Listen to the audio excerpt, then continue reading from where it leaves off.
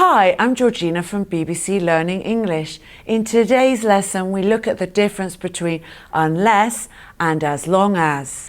Unless and as long as can be used to replace if in different situations. Let's have a look at some example sentences. I will go to the party if you come too. I will go to the party as long as you come too. Both of these sentences have the same meaning. Notice that the verb after if and as long as is positive. Now look at these sentences. If you don't do your homework, you can't watch the film. Unless you do your homework, you can't watch the film. Both of these sentences have the same meaning, but notice that the verb after if is negative and the verb after unless is positive. Bye! Welcome to BBC Learning English. I'm Sam, and today we are going to look at adverbs of frequency. You know these. Always, sometimes, never. But where do they go in a sentence? Look at always in this sentence. Does it come before or after the verb? Helen always starts work at 7. The verb is starts and always comes before. Rule number 1. Next sentence. Helen isn't always happy about this. The verb is and always was after. Rule number 2. Last sentence. Helen has always hated early starts. Trick question.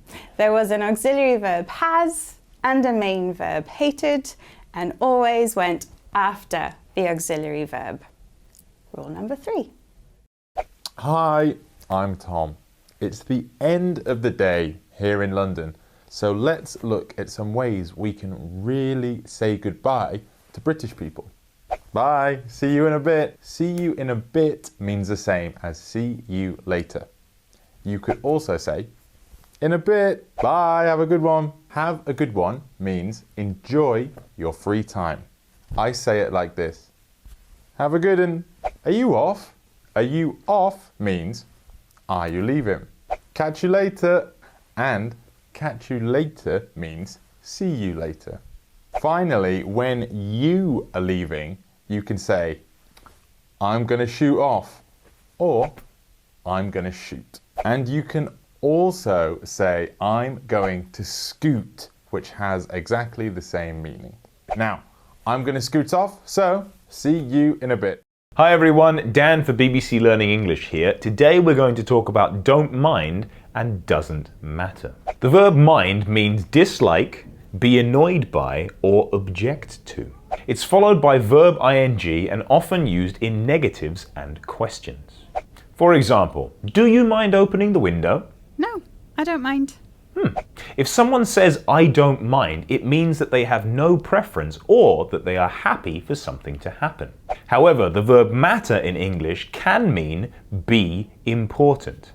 English matters means English is important. If we say it doesn't matter, it means that the thing that we are talking about is not important or not significant. Do you want tea or coffee? It doesn't matter. Okay, sometimes they can both mean the same thing. Do you want chicken for dinner? I don't mind. Do you want chicken for dinner? It doesn't matter to me. Accept is a regular verb. Now let's look at 5 different meanings it can have. Number 1. Accept can mean to agree, to take something, or receive something willingly. This can be anything from a gift, an award, an apology, responsibility for something, or even a form of payment. Many shops don't accept cash anymore. Number 2, to say yes to an invitation or an offer. She accepted the job straight away. Number 3, to believe or recognize that something is true. The relationship has been over for weeks, but he still refuses to accept it. Number 4, to consider satisfactory or to give approval. Tommy was immediately accepted by the other children at his new school. And number 5, to endure something without complaint. Even though it makes me sad, I accept that my 1 minute with you is up. Hi, I'm Tim, and today I'm going to show you 3 real phrases we say using the word face. When talking about something we think is bad, we can use the expression can't face it. This means that we don't want something or we don't want to do something. School is awful at the moment. I can't face it today. Or in a shorter form, I can't face school today. Sometimes we need to think about or confront something difficult even when we don't want to. Here we can say face up to something. For example, you need to face up to your fear of exams if you want to pass the course. I could also say you need to face up to it. The last expression is face the music. This means to accept the negative result of past actions. For example, I forgot to do my homework. Now I have to tell the teacher and face the music. Hi, I'm Phil from BBC Learning English. Today, I'm going to tell you the difference between expect, wait, and hope.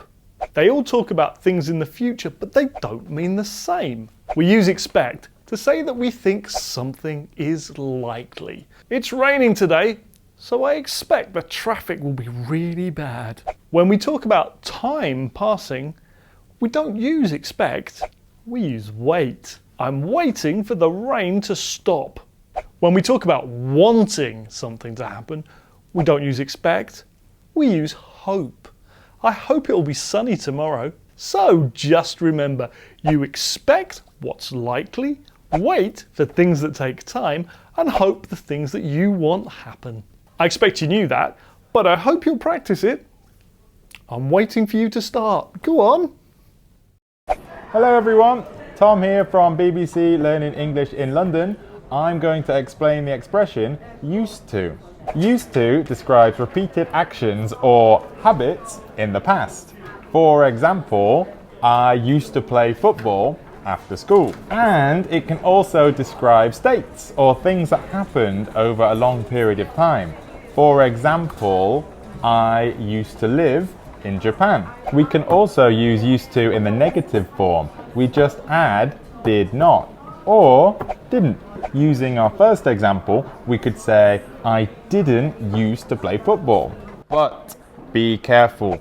With negative and question forms, we don't include the at the end of use. So now, question time. Tell us, what did you used to do when you were a child? Leave us a comment below the video and let us know. Hi, I'm Shan, and I have something to say about the verbs say and tell. With tell, we usually say who is spoken to. So we use tell with a direct personal object, like you, him, her. I love English grammar. Phil told me that he loves English grammar. So remember to include who is spoken to. So don't say Phil told I love English grammar. Say Phil told me or Phil told us that he loves English grammar.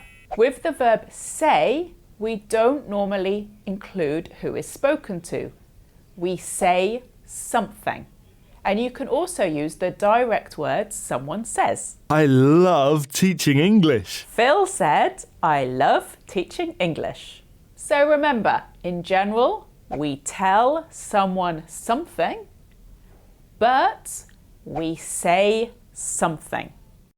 Hi everyone, Tom here from BBC Learning English, and I'm here to explain have something done. This is an expression we use when we pay someone to do something for us.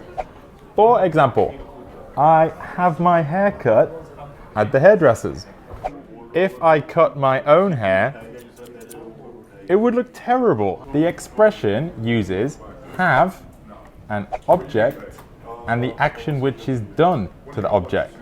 And the action is always in past participle form. We can also use the expression in the past. For example, I had my clothes cleaned yesterday whilst I was at work. How about you? Can you think of something that you have done regularly? Leave a comment below the video to practice.